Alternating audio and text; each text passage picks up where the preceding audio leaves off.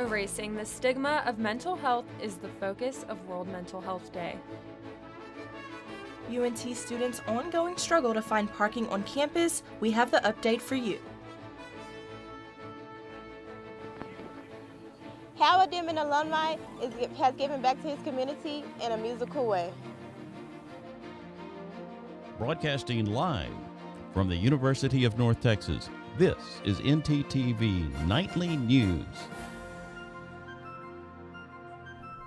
Thanks for joining us on ntTV Nightly News. I'm Sydney Deshawn. And I'm Maddie Myers. With 9 out of 10 adults believing there is a mental health crisis in the U.S., experts are working to erase the stigma surrounding it and raise the awareness of it. Today is World Mental Health Day. A new national poll shows nearly 80% of people said the biggest problem associated with mental health care was the cost of getting help. The majority said that insurers don't cover mental health the same as they do physical health issues. Identifying these illnesses can be difficult, and experts offer several things to look for. Feeling irritable, sad, or anxious, changes in appetite, and trouble sleeping are all symptoms to look for. And while we must take our mental health seriously, we must also take our physical health seriously. And there are 8,600 ways we can do so. Yes, 8,600 steps is all we need to prevent any new weight gain, according to a new study. More than 6,000 people were followed for more than 4 years to gather these new findings, while also concluding that 11,000 steps a day would almost half the odds of overweight adults becoming obese. Along with helping with diabetes and hypertension, walking for at least 20 minutes a day can also help with depression. Wow, Sydney, that really makes me want to start walking more and being more active. Me too, but only if the weather is nice. Let's check in with our weather anchor, Ryan Cantrell, to see how everything is looking. Ryan?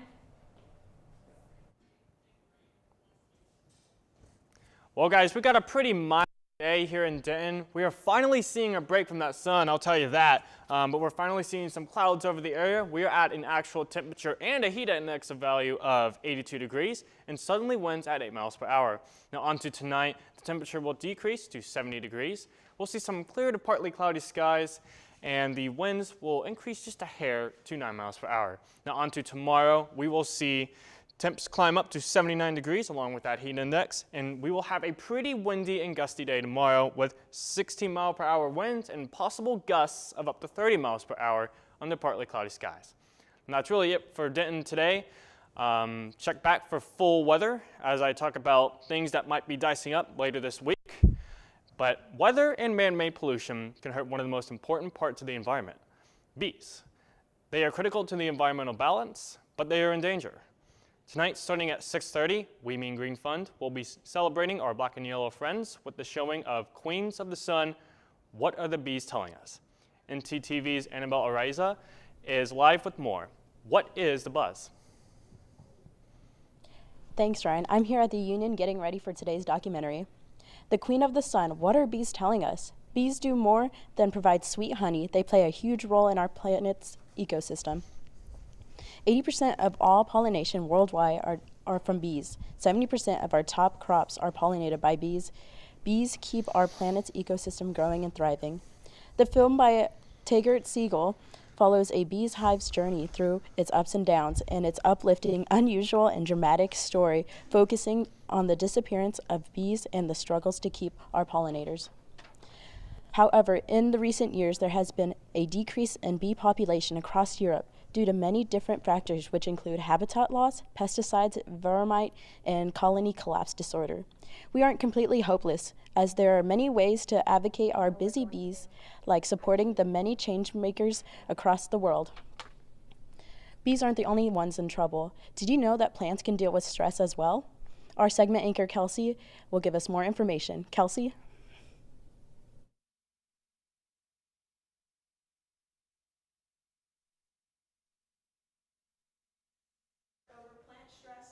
Mechanisms, and this is his story.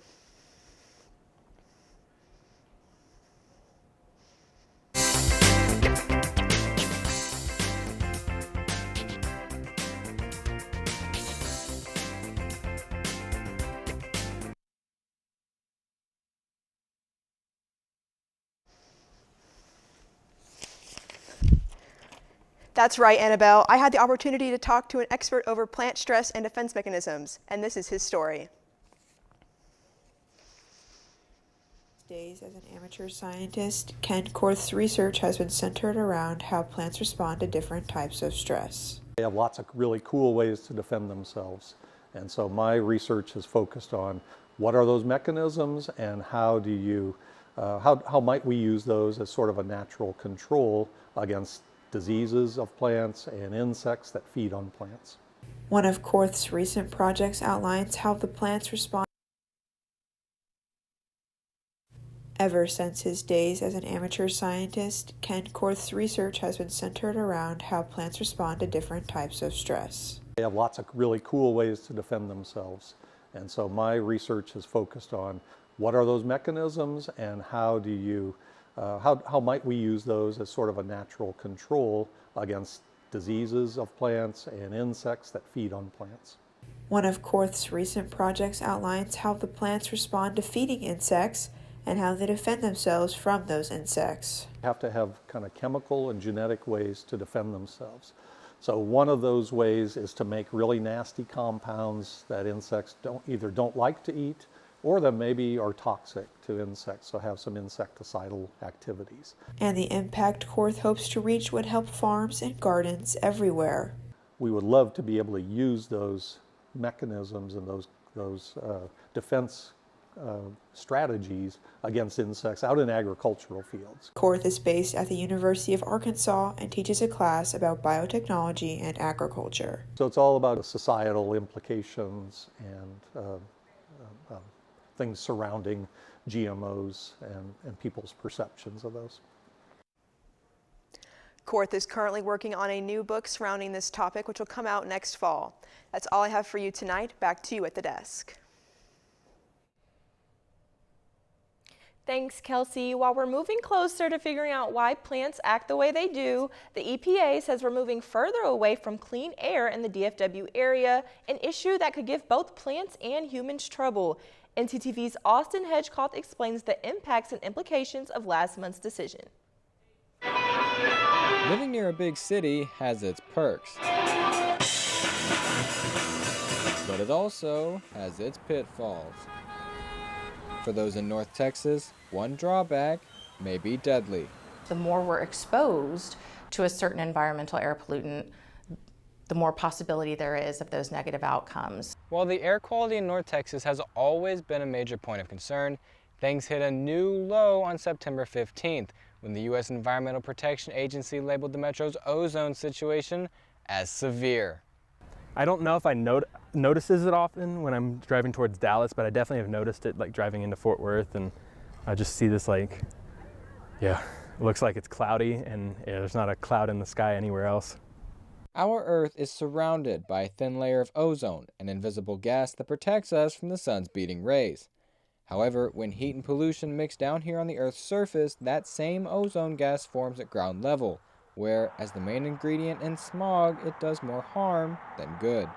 Long-term exposure to ground-level ozone can cause many health problems, including difficulty breathing, shortness of breath, and even irreversible scarring of the lungs.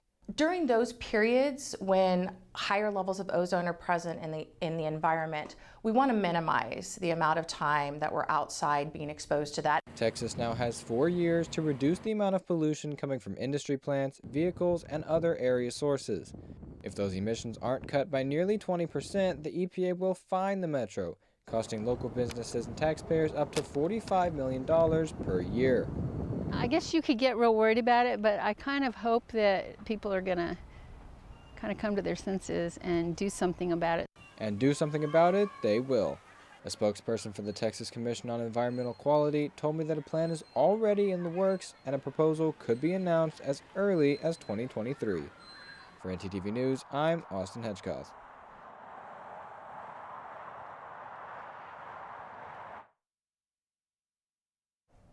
Coming up, we have an update on the parking crisis at UNT. Coming up next, I'll have a few details on the recent stream of dorm break-ins and a few tips on how to keep your stuff safe. Stay with us.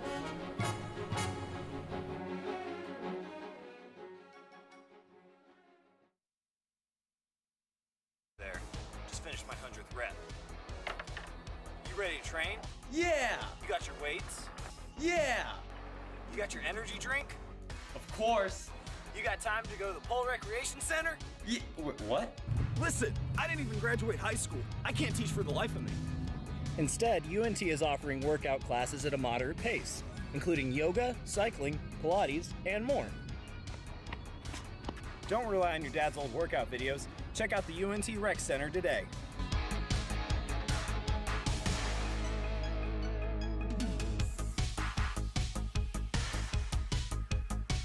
So a man's been walking in the desert for days at a time. He finally comes across a bar and orders a Coke. That's not funny.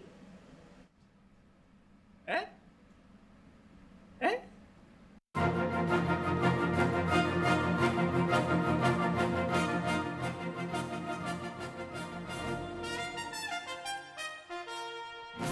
Last week, multiple UNT students had their dorm rooms broken into while they were out and about. ntTV's Kyle Orr explains what happened and how you can protect your room and your things going forward.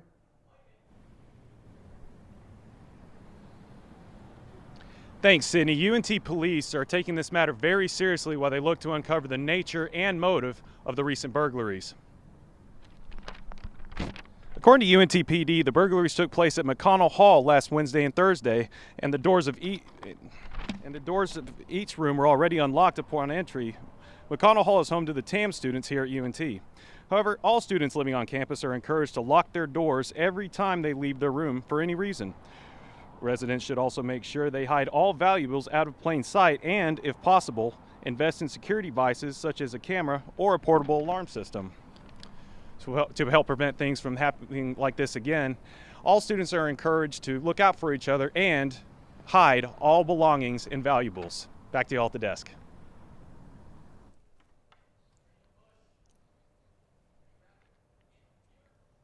Thanks, Kyle. Students are also facing a different kind of problem that has been ongoing for years, parking on campus. ntTV's Isabella Quintanilla took to the parking lots to find out more.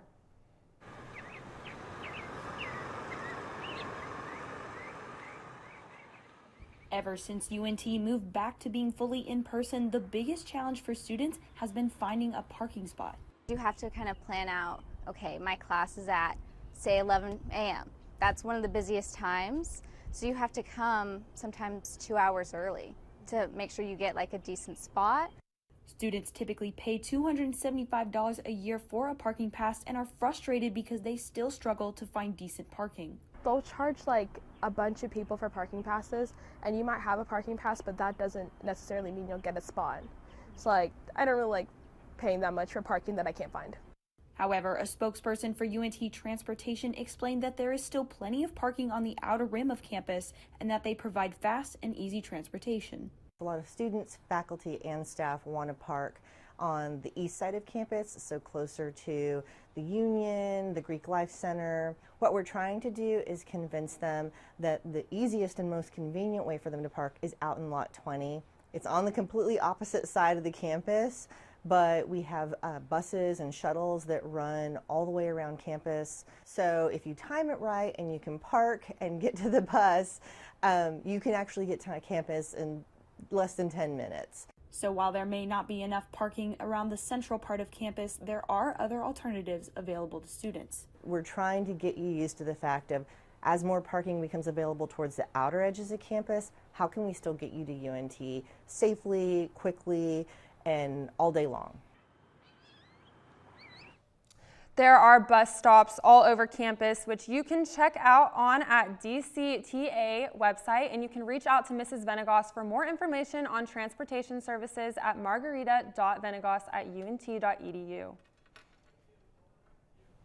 Parking on campus has always been a struggle for me, but you know what else has been hard? Waking up in the morning with it feeling like 40 degrees. Well, for me personally, Sydney, I love the colder temperatures. I wonder when we'll finally be seeing them. Our weather anchor, Ryan Cantrell, can tell us what to expect this week. Ryan?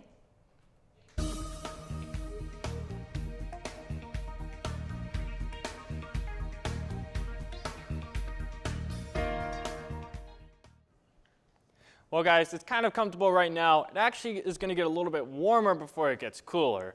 But currently in the North Texas area, we're seeing what we're seeing here in Denton, mid 80s, some high 70s. We got Decatur at 78, we have Bowie at 76, McKinney at 73, Sherman at 80, and then all the way down there, Stephenville at 83. And on to the Texas area, not much of a difference, although Amarillo is chilling out there at 68 degrees, Abilene at 80, Austin is baking at 89, and then Houston is at 81. Now, here is our 7-day forecast. So for the upcoming days, we're going to see some sunny to partly cloudy skies, a high of 85 tomorrow. Here's where it's going to get warmer, that high of 91 on Tuesday. And then Wednesday, Thursday, high of 80s, mid 80s, 84, 86. And then here's where it gets a little dicey. Friday, Saturday, we're probably going to get a cold front, and I'm putting a 10% rain chance because cold fronts usually stir up instability, and that can create some thunderstorms. Let's hope, however, I'm not betting on it. Saturday is where we can see some action. I am putting 30% on there for rain. And then on to Sunday, we're just going to get a nice clear day. That's all I have for my full weather forecast. Back to you guys at the desk.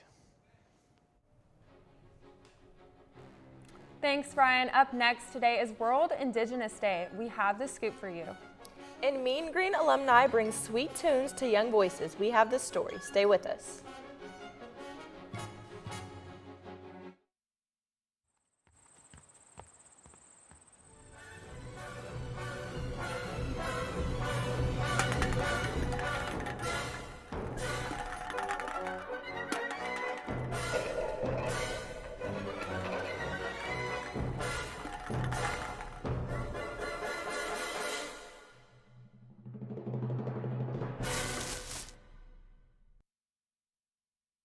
UNT is more than 125 years in the making. To find new solutions, we create a new point of view. We know what's possible when creativity, originality, and independent thought converge. We're ranked a Tier 1 research university. We're home to excellence the size of Texas. Define your future at UNT and soar to new heights.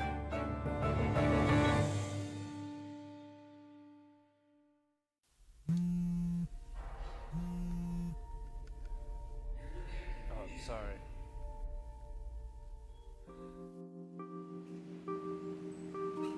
Oh, sorry, man. Oh, sorry.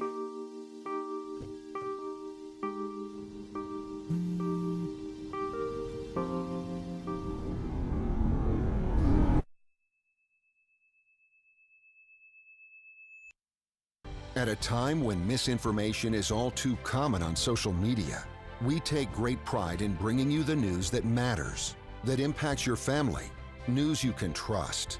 Local broadcast journalists bring you the facts, covering the stories breaking in our community and across the globe. Text TV to 52886 and let Congress know you depend on local journalism. This message furnished by the National Association of Broadcasters.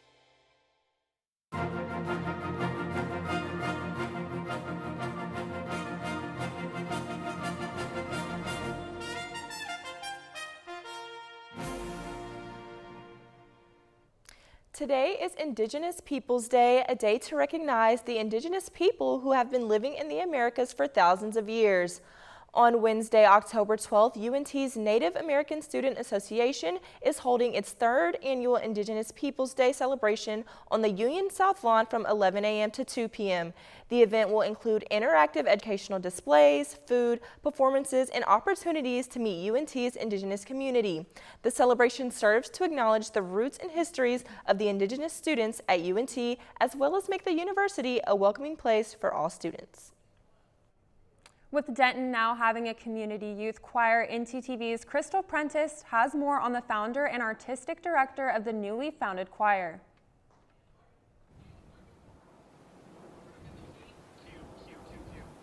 Thanks to the artistic director, Dylan Downey, Denton now has a choir-based group. He started the group to give children access to choral music in an area that hasn't had one yet. I actually have Mr. Downey here right now with me. How are you doing today, Mr. Downey? Doing great. How are you? I'm doing great. I'm going to ask you a few questions. How do you feel about starting up a community choir in the same area you went to school at? It's really exciting to me. I fell in love with the Denton community the first time I came here over a decade ago, and I was thrilled to be able to go to UNT for my undergraduate degrees and came back and taught in the district after that. So I love this community a lot. It's such a vibrant space for the arts, and I'm thrilled to be here and making music here. Okay. How do you hope to get the community involved with the start of this choir group? So there are a lot of ways that the community can be involved in this group, and we hope that they will. It's important to us that community is embedded in everything that we do. So part of that is our amazing board of directors and volunteers that we already have.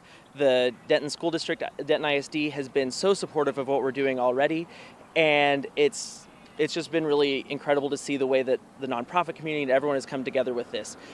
So if people are interested in enrolling their kids, our enrollment is still open for a little bit longer, so they can do that on our website, and there's also information about how to give a donation or be a sponsor for our program there as well. That's at www.dentoncommunityyouthchoirs.org.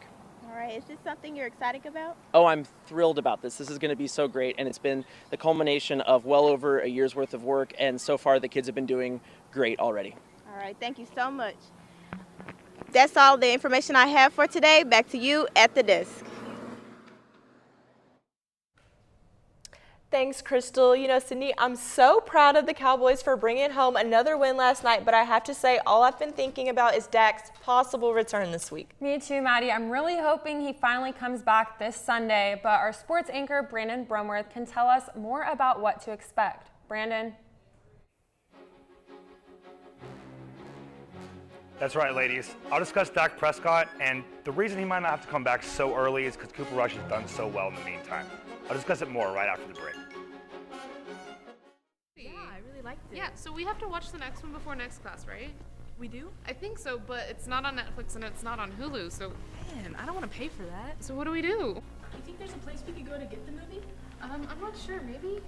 Oh, there's a place to get the movie. Oh. Really? Yeah, it's right here on campus. Come on, I'll show you.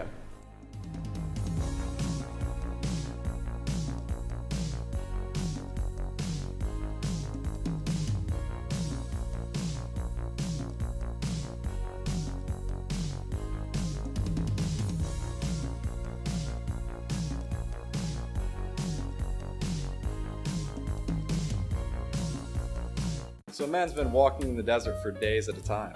He finally comes across a bar and orders a Coke. That's not funny. Eh?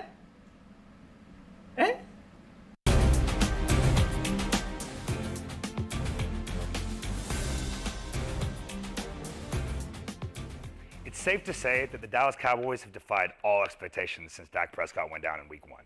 The Cowboys beat the defending Super Bowl champs yesterday, led by one of the most dominant defenses Dallas has had in decades. Backup quarterback Cooper Rush only had to throw for 160 yards in the win yesterday. The Cowboys have not allowed more than one touchdown a game so far this season, and have not allowed any more than 20 points all year, and that was Game 1. The boys will face their biggest test yet on Sunday night when they take on the hated and undefeated Philadelphia Eagles. With Dak Prescott potentially eyeing a return this week, this game has a chance to be the biggest in years between the two teams, with the winner taking a stranglehold of the NFC East. The MLB playoffs are in full swing, and the Seattle Mariners made history Saturday night, taking down the Toronto Blue Jays in a thrilling wildcard series. The Mariners won 10-9 in a game featuring the largest comeback in postseason history to clinch the series. The Blue Jays went up early 8-1, but Seattle stormed back, scoring 4 runs in the 6th and 8th, with the game-winning run in the 9th inning off a double from Adam Frazier. The Mariners will play their first ALDS game since 2001 tomorrow night against the Houston Astros. Just west of Milwaukee, fans and spectators filled the stands at Pewaukee High School for one player, Ava Matz. Kayla Keys explains why the senior night game was extra special for Matz and her team. A packed house for Pewaukee's homecoming and senior night game. And one player, she's changing the game. I've always called her my girl boss since day one. Ava Matz under the Friday night lights and starting under center. Like, I know our boys at first were kind of like, you're playing football, but now I don't think they could see me anywhere else. Head coach Justin Frisky says Matz is a leader on the team. Ava's just Ava, and I think a lot of people are just like, well, that's what Ava does. And it's kind of a regular thing, and to be honest, that might be the most powerful thing of it, is that it's not a novelty, and it's not some kind of fad that she's on the football team. Matz blazing her own trail while inspiring others along the way. Can't be prouder, love her to death. She'll remember this forever, and I'll remember this forever. At first it was a little kind of like hard to kind of be like, where is my place? Do I get to speak up? Like, where is my role? And now being a senior, like, I realize my role is to speak up and to be included and, you know, to like help others find their place too. What an awesome story. I hope it inspires other women to play football in the future. Back to you ladies at the desk. Thanks, Brandon. Well, this weekend was so much fun. It was the annual Denton Arts and Jazz Festival. The event lasted Friday through Sunday and featured a series of great artists. I had the chance to check out the event for myself, and it was quite the experience. Since the 1980s, Denton's Arts and Jazz Festival has been one of the most popular events in the community. For several years, the event has brought out an abundance of amazing artists and musicians, all coming together to create the perfect festival. Executive Director Kevin Letcher talks about what makes Denton's Arts and Jazz Festival just so special. I think we're probably the only event that is free, and we don't charge admission, and we do concert quality music on all our stages, and we don't charge admission. That's part of our mission to do that. So. This year, the event was bigger than ever and offered a variety of food, drinks, performers, and even rides. It's people of all walks of life and all stations, and they're all coming together and they're all getting along. To me, that's very gratifying. The festival featured several great groups such as the Dave Holland Trio, the Original Blues Brothers, and of course, the UNT Jazz Band. The UNT band performing in front of one of the largest crowds at the events received several standing ovations and compliments from everyone. The Arts and Jazz Festival was definitely the highlight of the weekend, creating lasting memories for family and friends. Thanks for watching ntTV Nightly News. Join us again tomorrow night at 6 here on North Texas Television.